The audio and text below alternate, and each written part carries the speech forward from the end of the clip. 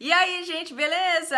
What's up, guys? Gente, hoje eu tô muito animada porque o vídeo vai ser quente. Nós temos uma convidada especial da Inglaterra, é a Nicki, ela é professora de inglês também, e ela também tem um canal no YouTube que se chama Nicki the English Teacher.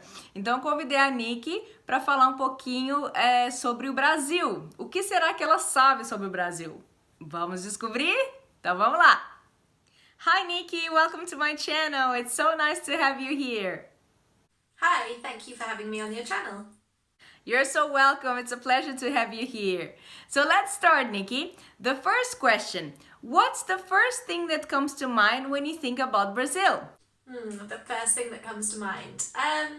Probably sunshine and beautiful beaches and nice landscapes, things like that. And fun as well, I think. Parties and dancing and maybe the Brazilian football team too.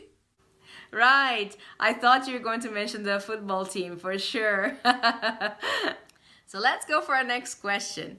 What do the Brits think about Brazilian women? Is there a stereotype? Do they all think we are just some samba girls?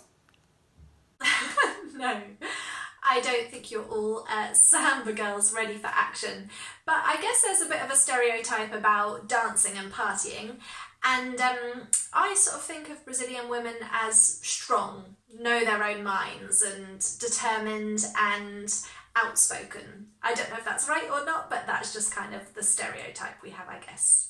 Oh, but that's very nice. Well, I would rather be strong than just some samba girl. Tá gostando do vídeo, gente? Então lembre de se inscrever no canal. Ping!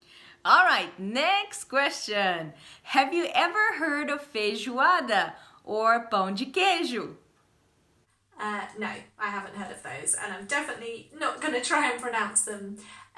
Places maybe, or festivals, or food. Are they traditional Brazilian dishes maybe? Yeah, you got it. Those are traditional Brazilian foods. So feijoada is like a stew made with black beans and different cuts of pork. Okay, and you even have the feet, the pig's feet, and the tail and the ears. But it's delicious. And the other thing, pão de queijo, is like a cheese ball that is famous in my state. Okay, Minas Gerais is my state, so everybody in Brazil loves pão de queijos. Okay, next question. Have you ever met a Brazilian before? Yes, I've been lucky enough to meet lots of Brazilians when I've been teaching at various schools in the past. And I have to say, I have never met a Brazilian that I didn't like. Whenever I've come across them, they've always brought lots of joy to my classroom. You guys are great. Aw, that's so sweet of you to say. But yeah, it's true that Brazilians are very nice people. I agree. Okay, let's go for our next question. Do you know any Brazilian artists? Oh, Brazilian musicians or artists. Was Carmen Miranda Brazilian? Oh, I'm sorry, that's so embarrassing. No, I don't think I know any off the top of my head. Yes, good job, Nicki. Carmen Miranda was a Brazilian singer and actress. She acted in many Hollywood movies in the 40s and in the 50s. I will fill you in with some good artists when we meet, okay? Next question. Nicki, what's the capital of Brazil? Now, that one I do know. I think most British people would say Rio de Janeiro. Is that pronunciation okay? But actually, it's Brasilia. Wow, good job. It is Brasilia. Good job. Yeah, most people think it's Rio and you pronounced it correctly. And or they think it's Buenos Aires. Next question. Have you ever been to Brazil, Nicki? If not, would you like to go? And if so, where in Brazil would you like to go? No, I've never been to Brazil, but I would definitely love to go there. It's really high up on my list. Not to a specific place, I don't know where, but I'd really like to do a tour of all of the South American countries. Oh, that's a pity you haven't been yet, but I'm sure you're gonna go and you're gonna love it. And yes, I would also love to visit the other South American countries. My sister and I were planning a trip to Chile, but then the corona hit and we had to cancel it. But yeah, maybe in the future. Nicki, since you are an English teacher and you also have your own channel, let me ask you a few language questions. What would you say are the biggest differences between American and British English? The biggest differences? Well, in terms of spelling, for example, they tend to use a Z where we would use an S. So, for example, in organise, we would spell that S-E at the end and they would spell it Z-E. So it's normally Z's for S's. And in terms of vocabulary, there are quite a few differences actually. Let me give you some examples.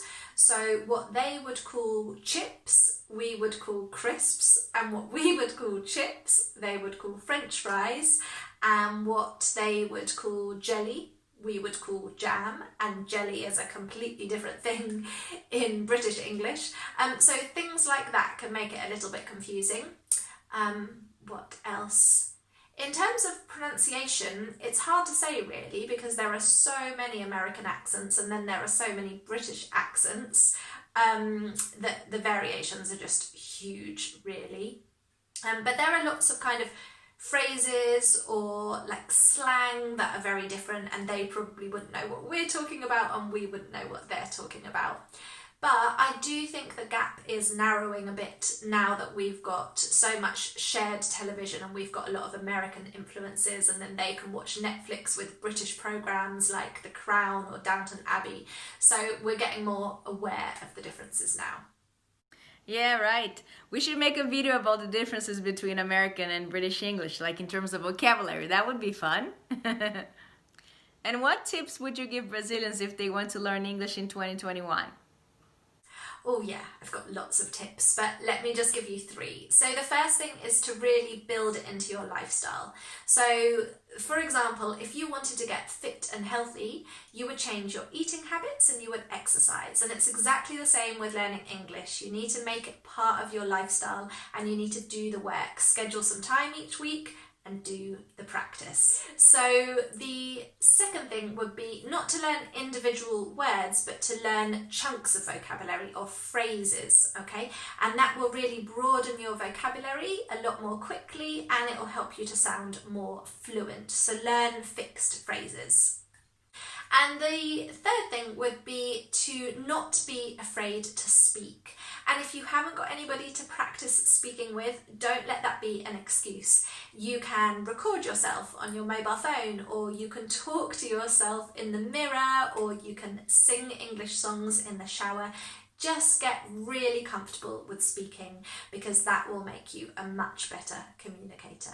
I really hope those tips help you and I really hope that you have a fantastic year improving your English in 2021. Great tips, Nicki. Thank you. I just want to say thank you again for having me on your channel and also to your viewers for watching this video. Nice to meet you all. Thank you, Nicki, for being here with us and I hope to see you soon, okay? Bye! Gente, então essas foram algumas perguntinhas que eu fiz pra Nicki pra gente saber o que o Inglesa pensa do Brasil. Eu espero que vocês tenham gostado. Se gostaram, por favor, dê um like no vídeo, se inscreva no canal. E, gente, tem live vindo por aí, então faça o favor de acionar o sininho e se inscrever no canal se você ainda não se inscreveu, pra vocês não perderem as lives onde a gente vai estar aprendendo um cursinho básico de inglês, tá bom?